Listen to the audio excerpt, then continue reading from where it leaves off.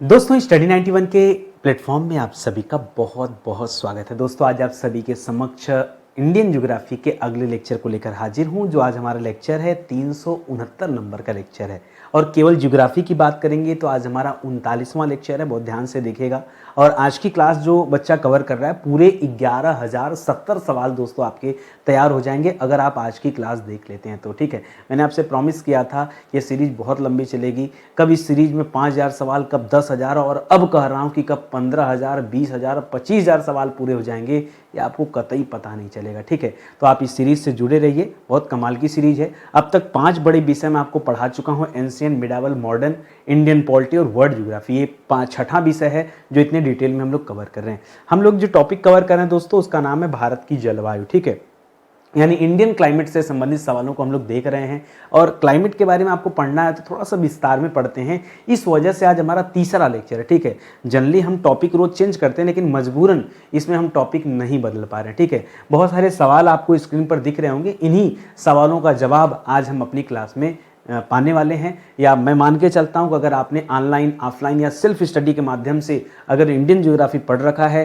तो इन सवालों का जवाब आपको पता होना चाहिए। यदि नहीं पता है, इसका मतलब एक बात तय मान के चलिए कि ज्योग्राफी विषय पर आपकी पकड़ मजबूत है नहीं। ठीक है, और इस खास करके क्लाइमेट वाले चैप्टर पे तो बिल्कुल नहीं, क्योंकि अगर पकड़ होती तो आप जवाब दे पाते। ठीक है, एक चीज और याद रखेगा, आपने स्टडी 91 का एप्लीकेशन तो डाउनलोड किए होंगे। एक और एप्लीकेशन आप डाउनलोड कर लीजिए, स्टडी 91 ऑफिशियल। क्यों कह रहा हूं? क्योंकि दोस्तों अब से आपके जितने भी पेड कोर्स हैं ना, वो इस नए एप्लीकेशन पर शिफ्ट हो गए हैं। तो पुराने एप्लीकेशन पर अब एडमिशन बंद है, वहां पे आप न लीजिए एडमिशन। जो बच्चा एडमिशन ले रहा है उसे हम यहाँ ट्रांसफर कर रहे हैं। ठीक है, तो बेहतर यही है कि आप यहीं पे एडमिशन ले लीजिए। ठीक है, ये ज़्यादा अच्छा रहेगा। और बहुत कम प्राइस में दोस्तों यहाँ पर कोर्स लॉन्च किया गया। ठीक है, आप नितिन सर को जानना चाहते हैं कौन कैसा पढ़ाता है, तो दोस्तों आप मेरे कहने पर मॉडर्न हिस्ट्री का एक बैच पढ़ के देखिए, दिल खुश हो जाएगा आपका। मतलब भारत को जानने का ऐसा मौका शायद ही आपको कभी मिले। ठीक है, जैसा कि इस बार मिल रहा है। मान के चलिए दोस्तों, एक बार मेरे कहने से ज्वाइन करके देखिए, फिर बाद में ना दूसरा बैच आप खुद ब खुद कहेंगे कि नहीं सर हमें आपका ही बैच चाहिए, दूसरे का नहीं चाहिए। ठीक है, चलिए आइए मुद्दे की बात करते हैं। पहला सवाल है कि भारतीय मानसून प्रस्फोट के लिए मुख्य रूप से किसे उत्तरदायी माना जाता है। ठीक है, आप तो जानते हैं दोस्तों भारत की मानसून। अच्छा, मैं अगर मानसून की बात करूं तो पिछली क्लास में दोस्तों मानसून से संबंधित कुछ बातें मैंने आपको बताई थी, जैसे कि मानसून की एंट्री दोस्तों कहां से होती है। ठीक है, तो आपने पढ़ा था कि मानसून की एंट्री होती है दोस्तों केरल से। कहां से होती है? केरल से।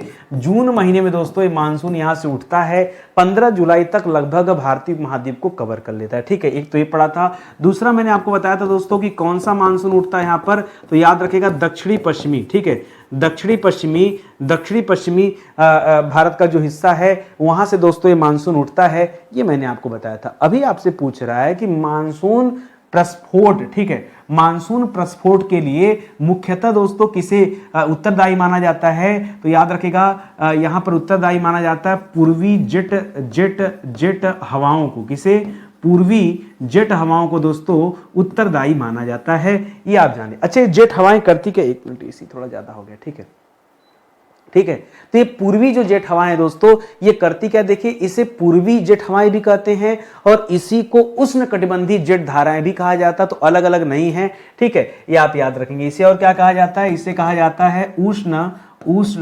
कटिबंधीय जेट धाराएं। ठीक है, जेट धाराएं। ये जो धाराएं हैं दोस्तों ये उत्पन्न कहां होती हैं, जरा इसको भी ध्यान दीजिए। ये जो धाराएं हैं ये कहां पर उत्पन्न होती हैं?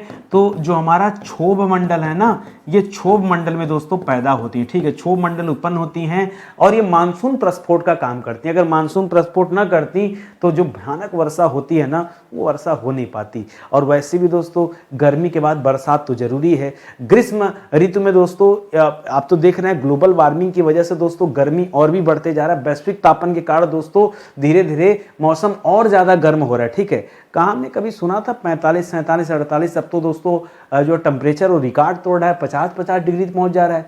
आने वाले समय में 55 होगा और 60 होगा, 65, 70 भी होगा। आप घबरा क्यों रहे हैं? ठीक है, आपकी जीवन काल की घटना बता रहा हूं। ठीक है, अगर हम लोग नहीं सुधरेंगे कैसे? सबको तो पेड़ काटना है, काटना छोड़िए, अपने जीवन में लगाना नहीं है। अपने जीवन में लगाना नहीं है। अगर गलती से आपने 2-4 पेड़ काट दिया तो भाई 10-20 पेड़ लगाइए तो सही, वो भरपाई कौन करेगा, लेकिन ये करना नहीं है तो दोस्तों भोगना तो पड़ेगा हमें और आपको सभी को, ठीक है। खैर मुद्दे की बात पर आते हैं तो मानसून प्रस्फोट के लिए दोस्तों ये जिम्मेदार धाराएं हैं, हवाएं हैं, इनके बारे में आप याद रखेंगे, ठीक है। अगला सवाल दे रहा है भारत में होने वाली मानसूनी वर्षा, जो भारत में मानसूनी वर्षा का मतलब क्या है, ठीक है। मानसूनी वर्षा हमेशा वर्षा ऋतु में होती है, ठीक है। मानसून आता है, मानसून ठंडा, हवाएं ठंडी होती हैं, बारिश हो जाता है, बस इतनी सी बात है, ठीक है। तो मानसूनी वर्षा जो है ये किस ऋतु में होता है दोस्तों, तो एक पॉइंट की बात याद रखेगा कि वर्षा ऋतु में जो बारिश होती है उसी को मानसूनी वर्षा कहते हैं। कह रहा है कि ये किन महीनों के मध्य दोस्तों बारिश होती है। अच्छा, आप नहीं जानते कि वर्षा कब से कब तक होती है? अरे हर बच्चा जानता है भाई कि वर्षा की एंट्री जून से होती है, तो जून से लेकर दोस्तों सितंबर तक ये बारिश का समय है। कब तक? सितंबर का, ठीक है। और दोस्तों कभी कभी दिन पूछ देता है तो बताइएगा 100 से 120 दिनों का दोस्तों पूरा का पूरा साइकिल है अगर हम बारिश की बात करें तो, ठीक है। 100 से 120 मतलब सीधे सीधे 20 मतलब 3 चौका 12, लगभग 4 महीने की साइकिल बनती है। तो जून, जुलाई, अगस्त तो सितंबर, ये 4 महीना हो गया, ठीक है। मोटी मोटा ये आप याद रखेंगे, ठीक है। और एंट्री दोस्तों, एंट्री कहां से होती है, मैंने पहले ही आपको बता दिया था कि मानसून की एंट्री कहां से होती है दोस्तों, केरल से होती है। और केरल में दोस्तों ये हवाएं जून माह में दोस्तों एंट्री कर जाती हैं। वहीं बगल में चेन्नई तमिलनाडु में बारिश नहीं होती है, ठीक है। बगल में चेन्नई तमिलनाडु है, वहां पे बारिश नहीं होती है, और यहाँ केरल में ये हालत है, ठीक है। क्योंकि यहाँ पर पश्चिमी घाट है, टकरा के दबा के वर्षा हो जाती है, ठीक है। करा मानसूनी हवाएं भारत में सर्वप्रथम किस तट से टकराती हैं? कौन सा तट है जो सबसे पहले टकराती हैं? पहले बताइए उठती कहां से है, ठीक है। मानसूनी हवाएं उठती कहां से हैं, ठीक है। उठती कहां से हैं ये बताइए, ठीक है। अगर आपको ये पता होगा तो टकराना भी पता होगा। आप जानते हैं ये उठती दक्षिणी पश्चिमी तट से। कहां उठती है? दक्षिणी पश्चिमी तट से उठती है। अच्छा, जिस तट उठेगी वहीं तो टकराएगी, ठीक है। तो अब आपसे पूछ रहा दोस्तों टकराती कहां पे है? अरे भाई जहां से उठी है, और इसी तट पर दोस्तों केरल स्थित है। केरल में खासकर पश्चिमी घाट स्थित है, सबसे पहले उसी पश्चिमी घाट से टकराती है, या केरल के तट से टकराती है, या फिर मालाबार आप बोल सकते हैं, ठीक है। या आप कहिए, ठीक है। बात समझ में आ रही ना? कहीं कोई डाउट नहीं है ना मन में? चलिए बढ़ते हैं अगले सवाल पर। डाउट नहीं है तो अगला सवाल दे रहा है कि भारतीय परंपरा के अनुसार भारत में कितने प्रकार की ऋतुएं पाई जाती है। अगर हम भारतीय परंपरा को ध्यान में रखें तो, ठीक है। अब जब भारतीय परंपरा की बात आएगी तब आप ऋतुएं कितनी बताएंगे? 6। अगर भारतीय परंपरा की बात नहीं होती तब ऋतुएं कितनी रहती? 4। इतना बड़ा अंतर हो जाता है सर? हाँ, अंतर हो जाता है। चलिए आइए बातचीत करते हैं दोस्तों। कौन कौन सी ऋतु होती है दोस्तों? तो जो आप जानते हैं, पहले जानते हैं दोस्तों ग्रीष्म ऋतु। कौन सी होती है? ग्रीष्म ऋतु, ठीक है। आप जो जानते हैं दोस्तों ग्रीष्म के बारे में जानते हैं, वर्षा के बारे में जानते हैं, शरद, शरद लिख लीजिए, शरद के बारे में जानते हैं, शरद, ठीक है। शरद ऋतु, ठीक है। शरद ऋतु के बारे में जानते हैं। और उसके बाद क्या आ जाता है? शीत ऋतु, ठीक है। तो आप ये सभी जानते हैं दोस्तों। शरद के बाद, शीत के पहले और शरद के बाद दोस्तों हेमंत ऋतु भी होता है, जो आप नहीं जानते, क्योंकि 6 आपको बनाना है ना। तो 6 कैसे बनाएंगे? जब पता होगा तब ना। तो यहाँ पे याद रखिएगा शीत ऋतु हो जाएगा, और अंतिम में 6ठे नंबर पे क्या हो जाएगा? वसंत ऋतु हो जाएगा। क्या हो जाएगा? वसंत ऋतु हो जाएगा। इसको आप याद रखेंगे, ठीक है। अच्छा, एक बात याद रखिएगा, ये जो शीत ऋतु है ना, कहीं कहीं पे शीत ऋतु को ही क्या लिखा जाता है? शिशिर ऋतु लिखा होता है। क्या लिखा होता है? शिशिर ऋतु। तो ऐसा नहीं है कि जिस बच्चे को ना पता वो कहे भैया ऋतु की संख्या 7 होती है, शिशिर को भी जोड़ दे उसी में। नहीं, ऐसा मत कीजिएगा, बहुत सिस्टमेटिक ढंग से पढ़िएगा। ये 6 प्रकार की ऋतुएं, ठीक है। अगर हम भारतीय परंपरा के अनुसार देखें तो ऋतुओं की संख्या कितनी होती है? 6 होती है। आगे देखिए, करा भारत में कितने प्रकार की सस्य ऋतुएं पाई जाती है? सस्य माने जानते हैं? पहले समझिए सस्य माने क्या होता है, ठीक है। सस्य दोस्तों ये पर्यायवाची है अनाज का। अनाज को सस्य कहते हैं, अनाज को अन्न कहते हैं, ठीक है। तो अनाज की पर्यायवाची, यानी अनाज के उत्पादन के आधार पर दोस्तों जो ऋतुएं होती हैं वो 3 प्रकार की ऋतुएं, ठीक है। अगर सस्य ऋतुओं की बात करेंगे तो कितने प्रकार की हैं? 3 प्रकार की ऋतुएं होती हैं, ये याद रखेंगे। कौन कौन सी? एक होता है रवि, एक होता दोस्तों खरीफ, ठीक है, और एक होता दोस्तों जायद। क्या क्या समझे? रवि, खरीफ और जायद, ठीक है। अब बात आती है रबी में दोस्तों किसकी किसकी खेती होती है? तो याद रखिएगा गेहूं। अच्छा, गेहूं के साथ साथ दोस्तों धान मत करिएगा। धान जो होता है वो खरीफ में आ जाएगा। धान मतलब चावल, वो अलग आ जाएगा, ठीक है। तो गेहूं के बाद यहां कर लीजिए जौ कर लीजिए, चना कर लीजिए। इस टाइप की चीजें होती है। एकदम एक एक चीज बता रहा हूं, ठीक है। गेहूं हो गया, जौ हो गया, चना हो गया, और गेहूं में ही दोस्तों सरसों हो जाएगा, मटर हो जाएगा, ठीक है। ये सब जो होता है दोस्तों एक साथ होता है, ठीक है। और इसमें बात करेंगे खरीफ वाले में, तो इसमें धान कहिए, क्योंकि चावल की खेती तो आप करेंगे नहीं, चावल की खेती थोड़े होती, खेती तो धान की होती है ना, धान की होती है खेती दोस्तों, बाजरा की होती है, खास करके बाजरा मोटा अनाज होता है। तो जो पश्चिमी भारत में जाएंगे राजस्थान साइड, तो वहां पर दोस्तों आप इसको पाएंगे, ठीक है। बाजरा हो गया, वहां पर रागी भी मिल जाएगा, मक्का की खेती मिल जाएगी, ये सब। और जिसमें पानी ज्यादा होता है दोस्तों, जल की मात्रा जब ज्यादा होती है तो वो सब जायद में आते हैं, जैसे जैसे कद्दू हो गया, जैसे खीरा हो गया, जैसे ककड़ी हो गया,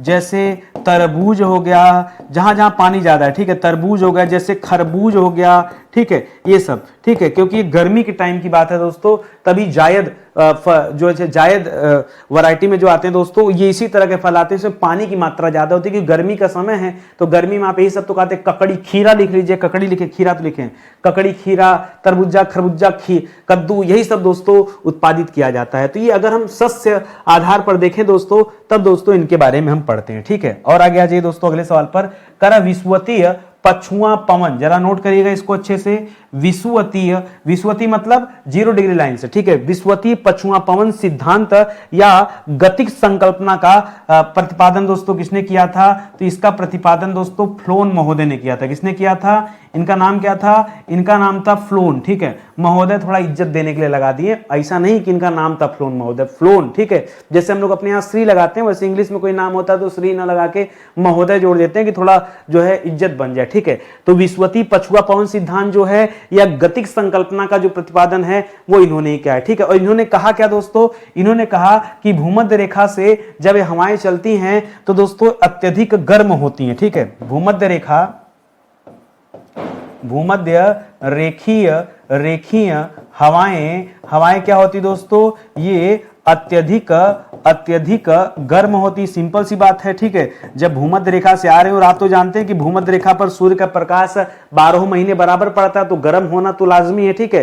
तो वो गर्म होती हैं, इसी कारण उत्तर पश्चिमी भारत में निम्न दाब की तरफ आकर्षित हो जाती हैं। गर्म होने के कारण ये हवाएं उत्तर पश्चिम, जिधर थार का मरुस्थल साइड है उधर साइड की बात कर रहा है, ठीक है।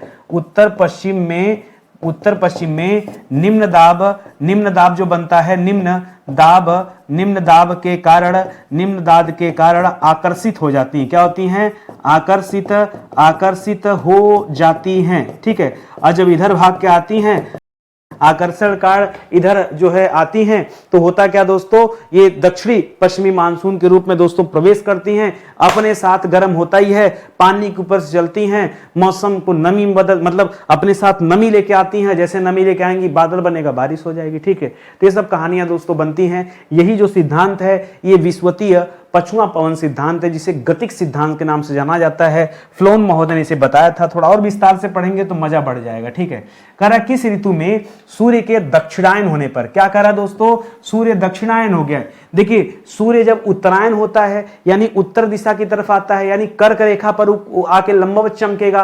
और कब चमकता है? 21 जून को। इसीलिए 21 जून को उत्तरी गोलार्ध में सबसे बड़ा दिन माना जाता है। और जब दिन सबसे बड़ा हो जाएगा तो ऑटोमेटिक रात छोटी हो जाएगी, क्योंकि रहेगा तो 24 घंटा में। मान लीजिए एक दिन हो गया 13 घंटा का, तो रात के लिए जगह कम बचाना, 11 घंटा का रात तो होगा, सिंपल सी बात है। तो सूर्य जब उत्तरायण होता है तो उत्तरी गोलार्ध में दोस्तों गर्मी आ जाता है। लेकिन जब सूर्य दक्षिणायन होता है, दक्षिण की तरफ चला गया, मकर रेखा की तरफ चला गया चमकने, तो दोस्तों उत्तर दिशा में दोस्तों उत्तरी गोलार्ध में सूर्य की किरणें तिरछी पड़ती हैं, तो ठंडी का समय आ जाता है। यही काम है, ठीक है।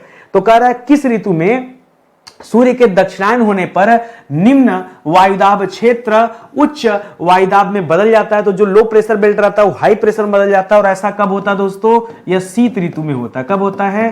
ठंडी के समय में ही तो सूर्य दक्षिणायन रहता है, ठीक है। क्योंकि हम तो उत्तरी गोलार्ध में स्थित, हम दक्षिणी गोलार्ध में क्लास नहीं ले रहे हैं, ठीक है। दक्षिणी गोलार्ध में रहते तब चीजें उल्टी बात करते हैं, ठीक है। तो इसको समझिएगा। नहीं समझ में आ रहा हो दोस्तों तो एक काम कीजिएगा, मेहनत से पढ़िए। फिर से आपको समझा रहा हूं, नहीं मेहनत से पढ़ेंगे ना, अब मुझे पता है प्रॉब्लम आपको हो रही एयर प्रेशर वाले चैप्टर में, ठीक है। देखिए एयर प्रेशर जो होता है, जब वो चैप्टर पढ़ेंगे जो मैंने आपको पढ़ा रखा है, तभी दोस्तों आपका कॉन्सेप्ट क्लियर होगा। आप जाके उसके लिए वर्ल्ड ज्योग्राफी में क्लास देखिए, तब आपको एयर प्रेशर के बारे में अच्छे से ढंग से पता चलेगा, ठीक है। आगे बढ़िए। करा दक्षिण पश्चिम मानसून की उत्पत्ति। ये करा जो दक्षिण पश्चिम मानसून है जो केरल से उठती है, जो केरल से उठती है और जून से लेकर सितंबर तक दोस्तों ये पूरे भारत को प्रभावित रखती है, मानसूनी मौसम में तब्दीली रखती है। ठीक है, करा ये जो है इसकी उत्पत्ति ये किस पवन के कारण होता है, कौन सी हवाएं चलती है जिसके कारण दोस्तों पैदा होता है। अभी अभी तो पढ़ा कि दक्षिणी गोलार्ध से आने वाली दक्षिणी गोलार्ध से आने वाली जो व्यापारिक पवनें होती हैं वही अपने साथ दोस्तों इन मानसून को लेकर चलती हैं। और कौन सी व्यापारिक पवनें, वो दक्षिणी पूर्वी व्यापारिक पवनें होती हैं। कौन सी, दक्षिणी पूर्वी व्यापारिक पवनें। ठीक है, तो याद रखेंगे एक लाइन की बात कि दक्षिणी गोलार्ध से आने वाली दक्षिणी पूर्वी व्यापारिक पवनें जो होती हैं इन्हीं के कारण दोस्तों क्या होता है, ये दक्षिणी पश्चिमी मानसून की उत्पत्ति होती है। तभी तो भारत में मानसून आता है, ये ना आते तो मानसून में नहीं आता। और जो आप वर्षा ऋतु की कल्पना करते हैं ना, तो ये वर्षा ऋतु आता ही नहीं। ठीक है, ये सबसे बड़ी बात है। कर बंगाल की खाड़ी व अरब सागर से होते हुए दक्षिणी हिंद महासागर की ओर चलने वाली हवा को क्या कहा जाता है। ठीक है, जो बंगाल की खाड़ी और अरब सागर से होते हुए दक्षिणी हिंद महासागर की ओर चलती है दोस्तों, यह उष्णकटिबंधीय पूर्वी जेट की बात कर रहा है। अब ठीक है, इसकी बात कर रहा है उष्णकटिबंधीय पूर्वी जेट हवाओं की बात कर रहा है। ठीक है, ये जो जेट हवाएं होती हैं ये दक्षिणी हिंद महासागर की तरफ चलती हैं, इसको आप याद रखेंगे। ठीक है, और कब चलती हैं दोस्तों, खास करके गर्मी के दिनों में भारत और अफ्रीका के ऊपर दोस्तों इस तरह की हवाओं का निर्माण होता है। ठीक है, तो इनकी उत्पत्ति कहां होती है, जरा इस पे याद रखेगा। इनकी उत्पत्ति गर्मी के दौरान ठीक है, कब होती है, भारत एवं अफ्रीका के ऊपर निर्मित होती हैं। ठीक है, ये हवाएं निर्मित होती हैं। ठीक है, ये पॉइंट आप याद रखेंगे इसके साथ। ठीक है, बहुत अच्छा सवाल है, बहुत पॉइंट का सवाल है। ठीक है, अब आपने अगर इंडियन क्लाइमेट पढ़ा होगा ना, दिमाग हिल गया होगा आपका कि सर ये इतना डिफिकल्ट सवाल आता है। और जब आता है ना, अच्छे भाग खड़े होते हैं। ठीक है, तभी तो आप कहते हैं कि हम तो सब पढ़ के रखें। अरे पढ़ के रखे होते तो जवाब देते ना।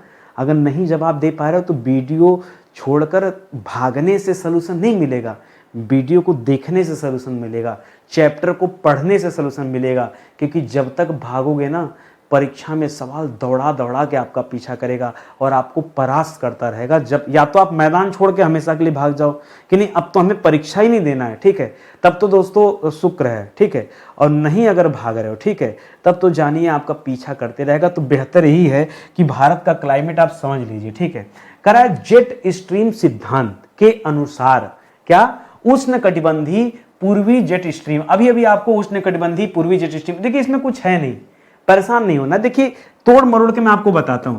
एक शब्द लिखा है उष्णकटिबंधीय, ठीक है, तो उष्णकटिबंधीय जो शब्द लिखा है इसका मतलब सीधे गर्म बेल्ट से। किससे दोस्तों, गर्म बेल्ट। और गर्म बेल्ट में जो हवाएं होंगी दोस्तों, कैसी हवाएं होंगी, वो हवाएं भी गर्म होंगी। तो ऐसा क्या यहां कठिन लिख रहा है भाई, क्या कठिन लिख रहा है। गर्मी के समय में हवाओं की उत्पत्ति होगी तभी तो गर्म हवाएं, ठंडी के समय में हवाएं होती तो ठंडी हवाएं होती। गर्मी के समय में पैदा हुई हवाएं तो गर्म हवाएं हैं, क्योंकि उष्णकटिबंधीय बेल्ट में पैदा हुई इसलिए भी गर्म हवाएं हैं। शीत कटिबंध में पैदा हुई होती तो ठंडी हवाएं होती। रटना नहीं है, सिर्फ नाम सुनो। करा उष्णकटिबंधीय पूर्वी, क्योंकि दिशा पूरब से है तो पूर्वी, पश्चिम से होता तो पश्चिमी बोल देते हैं। और जेट स्ट्रीम धाराएं हैं यानी आसमानी हवा है। ठीक है, तो आपसे कह रहा है कि आसमानी हवा के द्वारा भारत में किस प्रकार के मानसून की उत्पत्ति होती। फिर घुमा फिरा के पूछ दिया, अरे ये जून महीने में कहां से मानसून एंट्री करता है सर, वो दक्षिणी पश्चिमी। तो वही तो उत्तर पूछ रहा है यार, घुमा फिरा के। ठीक है, तो यहां क्या करेंगे, यहां लिखेंगे कि दक्षिणी पश्चिमी मानसून पैदा होता है। क्या पैदा होता है, दक्षिणी पश्चिमी मानसून पैदा होता है। इन्हीं की वजह से तभी दोस्तों जून में आकर एंट्री करता है। अगर ये धाराएं न चलती मानसून न बनता, धाराएं लेट चलती हैं मानसून लेट बनता है। ऐसा भी हो जाता है कभी कभी जून में नहीं आती मानसून आते आते आधा जून बीत जाता है। ठीक है, अरे तो जब जेट स्ट्रीम हवाएं चलेंगी तभी मानसून बनेगा, नहीं तो मानसून नहीं बनेगा। बात समझ में आ गई ना। इस तरह से पढ़िए, तब जाकर दोस्तों आप याद कर पाएंगे, समझ पाएंगे।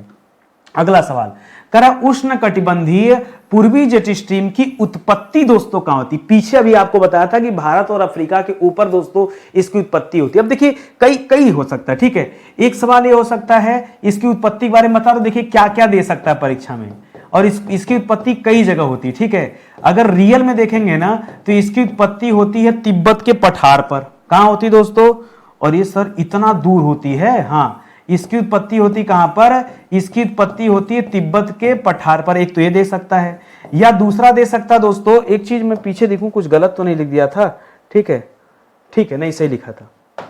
और दूसरा क्या बताया था मैंने आपको, दूसरा मैंने बताया था गर्मी के समय में भारत एवं अफ्रीका के ऊपर, ठीक है, अफ्रीका के ऊपर यहां होता है। तीसरा पूछ सकता है तो बताएगा क्षोभ मंडल में उत्पत्ति होती। कहां होती है, क्षोभ मंडल, ठीक है।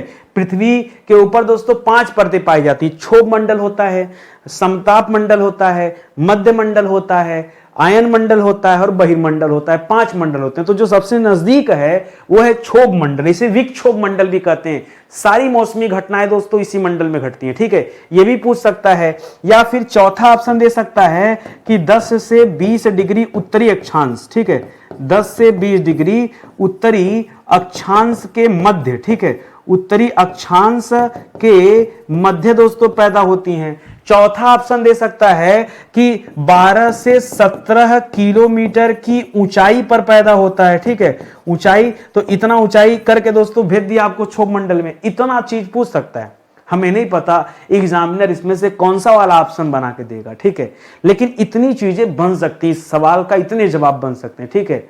तो आप देखिए ध्यान से, एक एक चीजें समझ में आ रही ना, अच्छे से समझिए, दिमाग में डालिए, सब आएगा समझ में, बस भागी मत। अगला सवाल है कि अल-नीनो का शाब्दिक अर्थ क्या है, ठीक है। तो अल-नीनो का शाब्दिक अर्थ है, वैसे तो इसे कहते हैं छोटा बच्चा। क्या कहते हैं, छोटा बच्चा जान के हमको ना समझा ना रे, ठीक है, ये छोटा बच्चा। हाँ, अल-नीनो को छोटा बच्चा कहा जाता है। क्यों कहा जाता है, एक्चुअली में इसकी उत्पत्ति जो है वो क्रिसमस के समय में हुई थी, ठीक है। उत्पत्ति कब होती है दोस्तों, जब क्रिसमस मनाया जाता है, ठीक है, क्रिसमस मनाया जाता है। और क्रिसमस दोस्तों क्यों मनाया जाता है, ईसा मसीह का जन्मदिन है, ठीक है। तो ईसा मसीह जब पैदा होंगे तो छोटा बच्चा ही तो रहेंगे कि बड़ा हो जाएंगे, ठीक है। तो उसी समय इसकी उत्पत्ति होती, इसीलिए इसे छोटा बच्चा कहा जाता है। क्या कहा जाता है, छोटा बच्चा। या फिर कहीं कहीं पे हो सकता है इंग्लिश में लिख दे क्राइस्ट चाइल्ड। क्या लिख दे, क्राइस्ट चाइल्ड, ठीक है, अरे एक ही बात है, ठीक है, क्राइस्ट चाइल्ड लिख दे, छोटा बच्चा लिख दे। कहीं कहीं पे इसे बालक ईसा कहते हैं। क्या कहते हैं, शुद्ध हिंदी कर दिया, ठीक है। इसी क्राइस्ट चाइल्ड को हिंदी में लिख दिया तो क्या हो गया, बालक ईसा हो गया, ये भी कहा जाता है, ठीक है। और ये बहती कहां पर दोस्तों, किसके सहारे, तो याद रखिएगा पेरू तट के सहारे बहती है, ठीक है। पेरू तट के सहारे बहने वाली क्या है दोस्तों, एक धारा है, अल-नीनो की धारा। और ये किस प्रकार की धारा है, तो गर्म जलधारा है। जलधाराएं 2 तरह की होती हैं, या तो गर्म होंगी या तो ठंडी होंगी। ये वाली किस टाइप की है, ये वाली गर्म है, ठीक है। अल-नीनो की जलधारा कैसी है, गर्म जलधारा है। आगे देखिए, करा किस जटिल मौसम तंत्र के कारण, करा वो कौन सा जटिल मौसम तंत्र है जिसकी वजह से विश्व में सूखा, बाढ़, मौसम की चरम अवस्थाएं आती हैं। ऐसी ऐसी अवस्था पैदा जब जब ये अल-नीनो की हवा चलेगी, ठीक है, जब जब ये अल-नीनो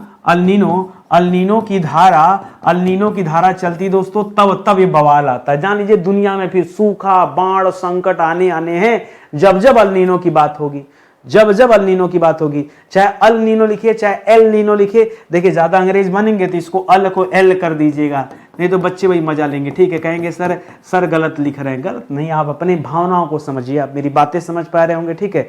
ज्यादा यहाँ पे नहीं सीखना पड़ना, बस भावना समझना है। करा अल-नीनो की उत्पत्ति पूर्वी प्रशांत महासागर में किस तट से होती है, तो मैं पहले ही आपको बता चुका हूं।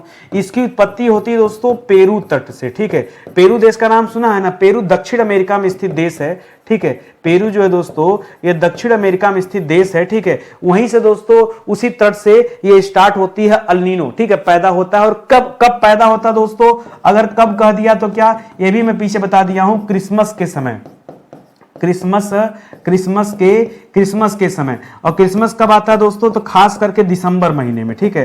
तो इसकी उत्पत्ति कब होती है दोस्तों? दिसंबर में होती है, तभी तो इसे क्राइस्ट चाइल्ड कहते हैं, बालक ईसा कहा जाता है। करा अल नीनो किस धारा का विस्तार है? कौन सी धारा है दोस्तों जिसका विस्तार है? ये अल नीनो की धारा। अल नीनो पहली बात तो स्वयं अपने आप में दोस्तों एक धारा है, और बहुत स्टाइल में पूछेगा तो बताएगा भूमध्य रेखीय उष्ण धारा। उष्ण मतलब क्या हो जाता है? गर्म, ठीक है, गर्म धारा, ठीक है। ये किसका विस्तार है? तो भूमध्य रेखीय उष्ण समुद्री धारा, या उष्ण का मतलब होता है गर्म धारा। ये इसी का दोस्तों विस्तार है, जिसे हम अल नीनो के नाम से जानते हैं, ठीक है। चलिए और आगे आ जाइए। थोड़ा सा लग रहा होगा कि सर कठिन, अच्छा बताइए मैं क्या करूं? ना पढ़ाऊं चैप्टर, छोड़ के चला जाऊं? मेरी आदत आप जानते हैं, हमने विषय कवर करा है ना, तो हर टॉपिक आसान नहीं था। कुछ टॉपिक ऐसा भी था जो पढ़ने पढ़ाने दोनों में कठिन था, लेकिन अपना काम क्या है? पढ़ाना। जब मैं 100 लेक्चर वर्ल्ड ज्योग्राफी का बना रहा था, मैंने ऐसे ऐसे टॉपिक पर क्लास दिया है जो आपने कभी सुना भी नहीं होगा, क्योंकि सच में ना आप ज्योग्राफी 100 लेक्चर माने समझते हैं? जाके ढूंढना इस पूरे यूट्यूब की दुनिया में ऐसा कौन सा टीचर है जो 100 लेक्चर में पूरी ज्योग्राफी पढ़ाया हो। नहीं पढ़ाता कोई, किसी को फर्क ही नहीं है। सबको अपनी अपनी मार्केट बनानी है, बस चकाचौंध दुनिया, मतलब लोगों को आकर्षित करना है, बच्चों के हित के बारे में सोच के क्लास नहीं लेनी है। आप ढूंढिए तो सही, ठीक है। ये मैं अपने तारीफ में नहीं बोल रहा हूं, मैं आपके फायदे के लिए बता रहा हूं, ठीक है। सुबह के 9 बजे दोस्तों प्रतिदिन क्लास चलती है, आप आइए ज्वाइन कीजिए। पहली बात तो फ्री है, पैसा तो देना नहीं है। आप ऑनलाइन ऑफलाइन चाहे सेल्फ स्टडी चाहे जो कर रहे हो, लेकिन इन सवालों का जवाब अगर आप नहीं दे पा रहे हैं तो सब पढ़ना लिखना आपका बेकार है। मुंह पे आपके बोल के जा रहा हूं, मेरी बातें खराब लगती हैं इसलिए कम लोग वीडियो देखते हैं, ठीक है। क्या है ना, जो आदमी चापलूसी करता है, चाटू काटता करता है, उसका वीडियो खूब चलता है, मेरा वीडियो नहीं चलता। कारण क्या है? खुलेआम बोलना, ठीक है। जो मन में आया बोल दिया, जब मन में आया पढ़ा रहा हूं, नहीं मन किया नहीं पढ़ा रहा हूं, ठीक है। तो जब आदमी इस तरह से रहेगा तो लोग नहीं लाइक करते, कम लाइक करते। मुझे नहीं फर्क पड़ता कौन लाइक करता, लेकिन मैं आपके भले के लिए बोल रहा हूं कि 9 बजे क्लास चल रही है, और अब तक दोस्तों 11,000 से अधिक सवाल ऐसे ही दोस्तों हम अपनी क्लास में चर्चा कर चुके हैं। जैसे आज आप पढ़ रहे हैं ना, ऐसे इत्मीनान से एक सवालों पे चर्चा हुआ और 11,000 सवाल पढ़ा दिया। 1-2 लेक्चर नहीं दोस्तों, कुल मिला के 370 से अधिक जो है क्लास अब तक मैं बना चुका हूं, केवल और केवल इस तरह से जैसे आप आज पढ़ रहे हैं। रही बात हिंदी पढ़ने की कि नितिन सर तो हिंदी के बहुत बड़े मास्टर हैं, तो हिंदी पढ़ना हो तो रात को 8 बजे मुलाकात करो। प्रतिदिन दोस्तों 8 बजे, जैसे कहीं से ट्रेन नहीं छूटती वैसे ही है, 8 बजे हमारी गाड़ी छूट जाती है, ठीक है। आप आए चाहे ना आए, 8 बजे ट्रेन क्या होगी? निकल जाएगी। कभी कभार लेट हो जाती तो लेट निकलेगी, क्या दिक्कत है, लेकिन निकलेगी जरूर। ऐसा नहीं कि ना निकले, निकलेगी जरूर। नहीं निकलने वाली होगी तो कैंसिल हो जाएगी, तो उसकी सूचना भी मिलेगी आपको। करा समुद्र में मछलियों की संख्या घट जाना, यह किस मौसम तंत्र के कारण होता है? अभी पीछे लिखा था दोस्तों कि एक जटिल मौसम तंत्र बनता है, ठीक है। जटिल मौसम तंत्र बनता है, और यह जटिल मौसम तंत्र जब बनता है ना, तब कहीं क्या आता है? कहीं सूखा पड़ता है, कहीं बाढ़ आ जाता है, ठीक है। इस तरह की दोस्तों अव्यवस्थाएं दोस्तों पैदा होनी शुरू हो जाती हैं। तो समुद्र में जब मछलियों की संख्या घट जाए तो समझ जाइए अल नीनो की एंट्री होने वाली है, ठीक है। अल नीनो की क्या होने वाली है? एंट्री जब होने वाली होती है, तभी दोस्तों इस तरह का कारनामा होता है, समुद्र से मछलियां गायब। मछुआरे समझ जाते हैं। अच्छा, पहली बार अल नीनो खोजा किसने, आपको पता है? अगर मैं कहूं दोस्तों कि अल नीनो की खोज दोस्तों किसने किया था, खोज किसने किया था, तो याद रखेगा सन 1600 ईस्वी में मछुआरों ने ही इसे खोजा था, ठीक है। मछुआरों ने ही दोस्तों पहली बार इस धारा के बारे में जानकारी दिया था। सन 1600 की बात है, ठीक है। तो समझिए, ठीक है। तो इसी समय दोस्तों मछली क्या हो जाती? कम हो जाती है। कर अल नीनो के कारण समुद्र में किसकी मात्रा में कमी हो जाती है? तो एक तो देखिए, एक तो हमने पढ़ा मछली की मात्रा में कमी हो जाती है, तो मैं बेवकूफ थोड़े हूं कि ऊपर सवाल लिखकर जवाब देकर के फिर मैं वही सवाल पूछूंगा। मछली के अलावा किसकी कमी हो जाती? प्लवक की कमी हो जाती है। किसकी कमी होती है? मछलियों की तो होती है, प्लवक की भी कमी हो जाती है, ठीक है। तो केवल एक ही चीज मत रटिए, मछलियों की कमी होती है, प्लवक की कमी होती। इतना ही नहीं, जो समुद्री जल है ना, जो समुद्री जल है, समुद्री जल का तापमान दोस्तों, तापमान 3 से 4 डिग्री क्या हो जाता है दोस्तों? बढ़ जाता है, ठीक है। बढ़ जाता है मतलब क्या हो जाता है दोस्तों? एक तो आप जानते हैं कैसे बढ़ जाता है। किस प्रकार की धारा अल नीनो है? गर्म जलधारा। कैसी जलधारा? गर्म। तो गर्म जलधारा ठंडा थोड़े करेगी, गर्म जलधारा तो गर्म ही करेगी ना। तो इस वजह से दोस्तों क्या होता है, समुद्र का जो टेम्परेचर है वो दोस्तों क्या हो जाता है? ये तो एसी बंद होने का नाम नहीं ले रही, समझ नहीं आ रहा। पूरा कमरा एकदम चिल्ड हो गया है। और अब लग रहा है कि बैठ जाएंगे हम। हाँ, अब जाके बंद हुआ। कब से मैं सोच रहा हूं कि ना करना पड़े। ठीक है, तो याद रखेगा समुद्री जल का तापमान क्या हो जाता है, बढ़ जाता है। ये तथ्य आप याद रखेंगे। अगला सवाल देखिए, करा समुद्री जल के वाष्पन में अनियमितता ये किस मौसम तंत्र के परिणाम स्वरूप होता है? तो दोस्तों वाष्पन में अनियमितता तो आ ही जाएंगे, जब बढ़ जाएगा घट जाएगा, इस तरह का काम होगा। और ऐसा कब होता है दोस्तों, जब अल नीनो वाली घटना होती है। ठीक है, ऐसा कब होता है, जब अल नीनो की धारा आती है तब इस तरह के दोस्तों अनियमितताएं देखने को मिलती है। ठीक है, और ऐसा होता कब है दोस्तों, तो याद रखिएगा दिसंबर। ठीक है, दिसंबर में दोस्तों इस मौसम की एंट्री होती है। आप जान ही रहे, तभी इसे क्राइस्ट चाइल्ड के नाम से जाना जाता है, बालक ईसा कहा जाता है। ठीक है, आप याद रखिए। और ऐसा हर साल नहीं होता है। ठीक है, आमतौर पर या सामान्यतः 3 से 5 साल के अंतराल पर, 3 से 5 साल के अंतराल पर होता है। ठीक है, अंतराल पर होता है। और जब होगा दोस्तों तो 8 से 10 महीने के लिए होगा। ठीक है, 8 से 10 महीने तक दोस्तों ऐसी घटनाएं घटती रहती हैं। ठीक है, ये थोड़ा बहुत नहीं है। ठीक है, इसको भी आप याद रखेंगे। ठीक है, तो इसे आप ध्यान में दीजिएगा। ठीक है, 8 से 10 महीने तक दोस्तों इस तरह की घटनाएं घटती रहती है। पॉइंट टू पॉइंट दोस्तों आप याद रखिए। ठीक है, आगे बढ़िए। करा भारतीय नीनो के नाम से दोस्तों किसे जाना जाता है? जैसे अल नीनो है ना, अल नीनो की वजह से आने की वजह से दोस्तों अनियमितताएं होती हैं, उसी तरह से एक भारतीय नीनो है, एक धारा है, उसे भारतीय नीनो के नाम से जानते हैं। आप बताइए दोस्तों इस धारा को आप किस नाम से जानते हैं? ठीक है, इसे कहते हैं हिंद महासागरीय द्विध्रुव। क्या कहते हैं? हिंद महासागरीय क्या कहते हैं? द्विध्रुव कहा जाता है दोस्तों, ये आप याद रखेंगे। ठीक है, हिंद महासागरीय जो द्विध्रुव है इसी को भारतीय नीनो कहा जाता है। जैसे अल नीनो के आने पे दोस्तों जो अनियमितताएं आप देख रहे हैं, वैसी अनियमितता दोस्तों यहाँ भारतीय नीनो की वजह से या फिर द्विध्रुव की वजह से दोस्तों होता है। करा हिंद महासागर में ग्रीष्म ऋतु में देखिए अल नीनो कब पैदा होती है, वो शीत ऋतु में पैदा होती है। लेकिन हिंद महासागर में ये जो धारा ये ग्रीष्म ऋतु में दोस्तों जलीय सतह पर 2 भिन्न भिन्न क्षेत्रों में तापीय स्थिति उत्पन्न हो जाती है। और उस तापीय स्थिति को दोस्तों क्या कहते हैं, तो उसी को हिंद महासागरीय द्विध्रुव कहा जाता है। क्या कहा जाता है? ठीक है, हिंद महासागरीय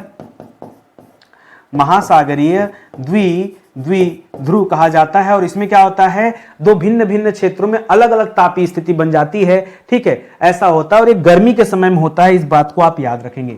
करा पश्चिमी हिंद महासागर का तापमान पूर्वी हिंद महासागर के सामान्य तापमान से अधिक किस स्थिति में हो जाता है? तो यही जो द्विध्रुव है इसी स्थिति में दोस्तों, मैंने कहा ना कि अलग अलग 2 अलग अलग जलीय सतह पर तापमान क्या हो जाएगा, चेंज हो जाता है। ठीक है, तो ये दोस्तों हिंद महासागरीय द्विध्रुव की वजह से ही दोस्तों हिंद महासागर का पूर्वी और पश्चिमी तट में तापमान क्या होता है, टेम्परेचर अलग अलग हो जाता है। ये आप याद रखिए, ये उस द्विध्रुव की वजह से पैदा हुई अनियमितता है, ये आप ध्यान दीजिए। करा मानसून के दौरान लगातार वर्षा के बीच अगर कुछ सप्ताह के लिए वर्षा न हो, ठीक है, कुछ सप्ताह के लिए वर्षा न हो तो उसे क्या कहा जाता है? उसे कहा जाता है वर्षा विच्छेद। क्या कहा जाता है? उसमें जगह बन गया ना, तो उसे क्या कहते हैं? वर्षा विच्छेद। मान लीजिए लगातार बारिश हो रही है और कुछ दिन फिर बारिश रुक जाए, ठीक है, तो वर्षा विच्छेद कर दीजिए, या इसे ही हम क्या कहते हैं? मानसून विच्छेद भी कहते हैं। ठीक है, वर्षा विच्छेद या फिर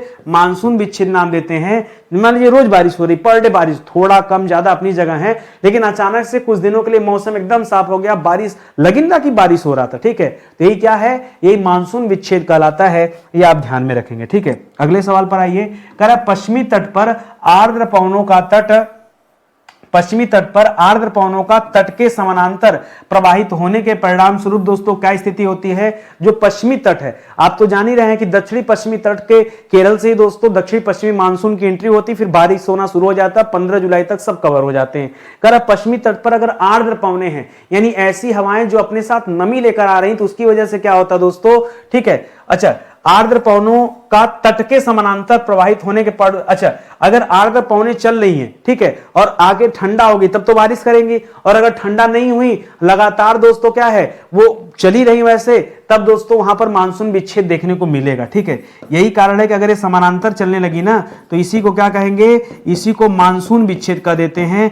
जब कभी ये समानांतर प्रवाहित होंगी तो मानसून विच्छेद जैसी स्थिति बनती है। ये पॉइंट आप नोट करिएगा। कब? एक ही कारण है दोस्तों, जब ये समानांतर चलेंगी ये आर्द्र पवनें, ठीक है, तब तब दोस्तों ये मानसून विच्छेद होगा।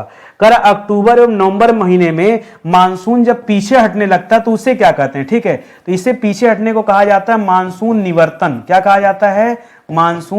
मानसून निवर्तन के नाम से जानते हैं, ठीक है। मानसून का पीछे हटना क्या कहलाता है? मानसून निवर्तन कहलाता है। और ऐसा कब होता है? जून से सितंबर तक तो मानसून आता है, अक्टूबर से मानसून पीछे होने लगता है। तो अक्टूबर नवंबर क्या होता है? मानसून हटता है, उस हटने वाले पीरियड को क्या कहते हैं? मानसून निवर्तन के नाम से जानते हैं। कर तापमान वृद्धि व मृदा में उच्च आर्द्रता, ये किस मानसूनी स्थिति को दर्शाता है, ठीक है। तो धीरे धीरे टेम्परेचर बढ़ने लगता है, मिट्टी में दोस्तों नमी भी बढ़ने लगती है, ठीक है। और ये किस मानसूनी स्थिति को दर्शाता है? तो जब कभी ऐसा हो समझ जाइए कि मानसून निवर्तन हो रहा है, यानी धीरे धीरे अभी मानसून वापस लौट रहा है, ठीक है। मानसून निवर्तन की स्थिति में दोस्तों ऐसा होता है। और मानसून निवर्तन में आपको एक लाइन बताऊं क्या है? मानसून निवर्तन का मतलब होता है मानसून का लौटना, ठीक है। मानसून का लौटना ही क्या कहलाता है? मानसून निवर्तन कहलाता है। बस एक लाइन में आप क्लियर कट इसे याद रखें, ठीक है। अगला सवाल, कर मानसून निवर्तन की उमस युक्त गर्मी को, ठीक है, जब जब ये मानसून लौटेगा ना, लगता है कि इतना उमस हो रहा है, जैसे बारिश जब खत्म होती है, अब देखिए मौसम अजीब सा हो जाता है, एकदम मन चिड़चिड़ा जाता है, जहां देखो गर्मी, हाथों हाथ में पसीना, ठीक है। तो मानसून निवर्तन की उमस युक्त गर्मी जो है दोस्तों, उसे किस नाम से जाना जाता है? तो दोस्तों ऐसा होता है कार्तिक मास में, ठीक है। कार्तिक मास की उमस, ठीक है, कार्तिक मास की जो उमस होती है, ठीक है, या फिर इसे अक्टूबर हीट के नाम से भी जाना जाता है। किस नाम से? इसे अक्टूबर हीट के नाम से भी जाना जाता है। बड़ा खराब समय होता है, ठीक है, ये आप याद रखेंगे जब कभी मानसून निवर्तन की स्थिति बनती है, मैं तब की बात कर रहा हूं, ठीक है। करा भारतीय मानसून को प्रभावित करने वाले मुख्य कारक दोस्तों कौन कौन से? जो भारतीय मानसून को प्रभावित करते हैं, आप उन कारकों के बारे में 2-3 लाइन में बता दीजिए, ठीक है। तो पहला कारक लिखिए दोस्तों, पहला कारक है हाई प्रेशर जनरेट होना, ठीक है। कहां पर दोस्तों? तो याद रखिएगा हिंद महासागर में, ठीक है। हिंद महासागर में उच्च वायुदाब का क्षेत्र, ठीक है, उच्च वायुदाब का क्षेत्र दोस्तों, ये सबसे बड़ा कारण है मानसून के आने का, ठीक है। ये आपके लिए दोस्तों पहला कारण हो सकता है। इसी तरह से दूसरा कारण नोट करिएगा, ठीक है। तिब्बत के पठार पर निम्न वायुदाब का क्षेत्र बन जाता है और हवाएं उच्च वायुदाब से निम्न वायुदाब की तरफ चलती हैं, ठीक है। तिब्बत के पठार पर क्या हो जाता है? निम्न वायुदाब क्षेत्र, ठीक है, निम्न वायुदाब क्षेत्र बन जाता है, ठीक है। ये आप याद रखेंगे, ठीक है। आपको नहीं समझ में आता है क्या वायुदाब क्या होता है? Air pressure. मैं समझा दूं, 1 मिनट समय दो, मैं समझा दे रहा हूं। ये मेरा 2 हाथ है, ठीक है। एक हाथ गर्म, एक हाथ ठंडा। कौन सा गर्म? मान लो ये रिमोट जिस हाथ में काला वाला, ये गर्म है, ठीक है, और ये हाथ ठंडा है। दिख रहा है ना आपको? सुनिए, अब एक गर्म क्यों है दोस्तों? मान लीजिए सूरज का प्रकाश पड़ रहा है, ये सतह गर्म हो जाएगा। जब गर्म हो जाएगा तो इस पर जो पानी होगा वो भी गर्म होगा तो पानी ऊपर चला जाएगा। मान लीजिए पानी था, ऐसे बह के ऊपर चला गया, तो अब इस पानी का वेट जो पड़ा था, ऊपर जाने की वजह से वेट घट गया, तो यहां लो प्रेशर क्षेत्र बन गया। जहां टेम्परेचर ज्यादा होगा, प्रेशर कैसा बनेगा? यहां कैसा प्रेशर बन जाएगा? लो प्रेशर बेल्ट हो जाएगा, ठीक है। समझ में आ रहा है ना? उसी तरह से हाई प्रेशर बेल्ट, ठीक है। हाई प्रेशर बेल्ट में क्या होता है? यहां पर ठंडी हवाएं आ जाती, ठंडी हवाएं क्या होती हैं? जमीन पर बैठ जाती हैं। इस वजह से दोस्तों यहां हाई प्रेशर बनता है, ठीक है। ऐसे ही पढ़ना होता है। तो ये दोस्तों कारण है। तो जो हिंद महासागर वहां हाई प्रेशर बेल्ट है, जो तिब्बत वाला क्षेत्र है वहां लो प्रेशर बेल्ट है, ठीक है। और ये होता क्या है? आपने एक पश्चिमी जेठधारा के बारे में पढ़ा होगा। पश्चिमी जेठधारा का जब विस्थापन होता है, वो चलने लगता है हाई प्रेशर बेल्ट से लो प्रेशर बेल्ट की तरफ, अपने साथ मानसून को भी खींच के ले जाता है, ठीक है। और उन्हीं से दोस्तों इन मानसूनों का निर्माण होता है। तो इसीलिए हम कह रहे हैं कि प्रभावित करने वाले कारक में उन्हें भी रखा जाता है। कह मानसून निवर्तन के मुख्य संकेत दोस्तों क्या हो सकते हैं, ठीक है। जब मानसून लौटता है उसका संकेत आपसे पूछ रहा है, लौटने का संकेत है, ठीक है। तो मानसून का लौटना, अब देखिए कैसे संभव है दोस्तों? जब मानसून लौटता है, जब मानसून लौटेगा तो आकाश कैसा हो जाएगा? स्वच्छ आसमान, ठीक है, स्वच्छ आकाश, ठीक है। जब मानसून रहेगा तब तो आकाश में बादल रहेंगे, लेकिन जैसे मानसून लौटेगा आसमान क्या हो जाएगा? साफ हो जाएगा, ठीक है। दूसरा क्या दोस्तों? धीरे धीरे तापमान में वृद्धि हो जाएगी, ठीक है। तापमान क्या हो जाएगा? बढ़ना शुरू हो जाएगा, ये हो जाता है, ठीक है। तीसरा दोस्तों, जो दक्षिणी पश्चिमी मानसूनी हवाएं चल रही थी वो कमजोर हो जाएंगी, ठीक है, जिनकी वजह से मानसून आया था, ठीक है। दक्षिणी पश्चिमी मानसूनी हवाएं, मानसूनी हवाएं ये धीरे धीरे क्या होने लगती है दोस्तों, कमजोर हो जाती है। ठीक है, तो ये दोस्तों मानसून निवर्तन का मुख्य संकेत है, इसे आप ध्यान रखेंगे। करा प्रशांत महासागर एवं हिंद महासागर के मौसम वैज्ञानिक परिवर्तनों के मध्य एक आप सीसा प्रतिरूप देखते हैं दोस्तों। ये सीसा प्रतिरूप की जो उपस्थिति है ये क्या कहलाती है, सीसा प्रतिरूप क्या दोस्तों, इसी को हम कहते हैं दक्षिणी दोलन। क्या कहते हैं, दक्षिणी दोलन कहा जाता है। सीसा को क्या कहा जाता है, दक्षिणी दोलन।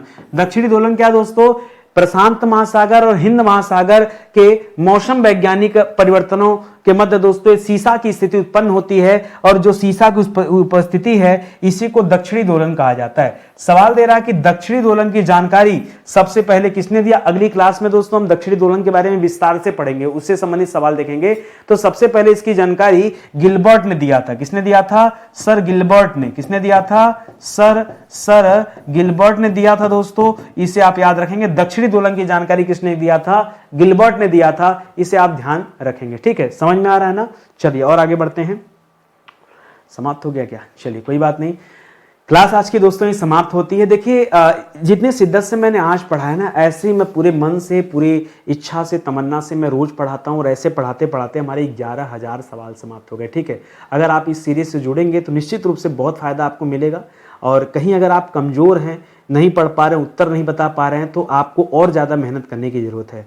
आपकी स्थिति मजबूत करने के लिए दोस्तों हमने यहाँ पर फाउंडेशन कोर्स लॉन्च किया है। होता क्या है, आप जब आते हैं पढ़ने के लिए ना, आप बहुत सारे कोर्स ज्वाइन करते हैं। मैं चाहता हूँ आप ढेर सारे कोर्स ज्वाइन करके न पढ़ें, आप किसी भी विषय को एक बार पढ़ें और वो आपका अंतिम बार होना चाहिए। ठीक है, अगर हर बार हर विषय को पढ़ेंगे, एक बार इतिहास पढ़ा, फिर दोबारा पढ़ा, तिबारा पढ़ा, तो ऐसे कब तक आप पढ़ते रहोगे। इस तरह की स्ट्रेटजी ठीक नहीं है। विषय को सिर्फ एक बार पढ़ना चाहिए और विधिवत पढ़ना चाहिए, कॉन्सेप्ट क्लियर हो जाए। ठीक है, एक बार मेरे कहने से आप हिस्ट्री का बैच ज्वाइन करके देखिए, फिर आपको ये समझ में आएगा कि क्लास पढ़ने का तरीका क्या होता है, क्वालिटी कहते किसे हैं। अभी आप सच में ना क्वालिटी जानते ही नहीं। ठीक है, जैसा दुनिया चल रही है आप वही देख रहे हैं, आप सही मायने में जानते नहीं क्वालिटी क्या है। आप एक बैच ज्वाइन कीजिए, मैं वादा करता हूं दोबारा आप बैच की डिमांड करेंगे, हम आपको देने में असमर्थ जरूर होंगे, लेकिन डिमांड आप ही करेंगे, मैं नहीं कहूंगा। दोबारा आप ही कहेंगे नहीं सर हमें आपसे ही पढ़ना है। ठीक है, और ये वाली क्लास बड़ी अच्छी थी। ठीक है, आप मेरे कहने पे एक बार मॉडर्न हिस्ट्री का बैच ज्वाइन करके देखिए, बहुत कम प्राइस में दोस्तों लॉन्च किया गया है। सबसे पहले इसे 2000 में लॉन्च किया गया था, बाद में कम प्राइस करके आधे दाम पे 999 किया गया। अभी दोस्तों और भी कम प्राइस पे चल रहा है। ठीक है, तो आप एक बार स्टडी 91 ऑफिशियल का एप्लीकेशन डाउनलोड कर लीजिए और ये बैच ज्वाइन कर लीजिए, वरना बस 2-4 दिनों में प्राइस फिर इंक्रीज हो जाएगी, फिर जो है आप कहेंगे कि सर कम प्राइस रहता तो ले लिया होता। ठीक है, तो मौका है, आप एक बार लेके देखें, नुकसान नहीं करेगा, फायदा ही करेगा। जुड़िए हमारे चैनल के साथ, अच्छा लगे और ध्यान दीजिए। अगर आपको लगे नितिन सर मेहनत कर रहे हैं, ईमानदारी से काम कर रहे हैं, तो वीडियो को लाइक करिए, कमेंट कीजिए, शेयर कीजिए। बस यही आपसे निवेदन है। बहुत बहुत धन्यवाद आप सभी का। जय हिंद, जय Bharat. Thank you so much.